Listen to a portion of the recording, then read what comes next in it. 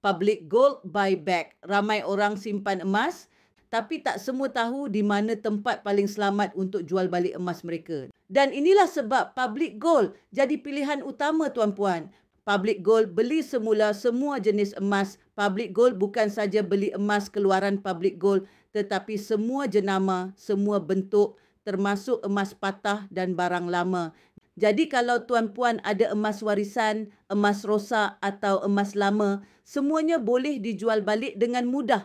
Tiada soal siasat dan proses sangat cepat. Tak kira tuan-puan simpan emas berapa lama, Public Gold beli semula tanpa soal dari mana dapat, tanpa proses susah dan tanpa perlu dokumen rumit. Datang, timbang, terus dapat nilai, cepat, mudah dan telus. Harga buyback antara yang tertinggi di pasaran Public Gold tawarkan harga yang sangat kompetitif. Kalau tuan-puan bandingkan dengan kedai emas biasa, banyak kedai membuat buyback 20 hingga 30% lebih rendah. Public Gold pula bagi harga berdasarkan harga semasa, bukan suka-suka potong.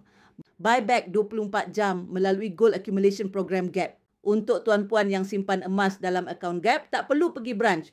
Tuan-puan boleh jual balik 24 jam terus dari telefon, duit masuk terus ke akaun bank. Sangat membantu untuk kecemasan. Public Gold sudah beroperasi sejak tahun 2008 dengan lebih 2 juta pelanggan. Sistem buyback Public Gold sudah terbukti selamat, stabil dan dipercayai. Sebab itu ramai penyimpan emas hanya yakin jual emas mereka kepada Public Gold.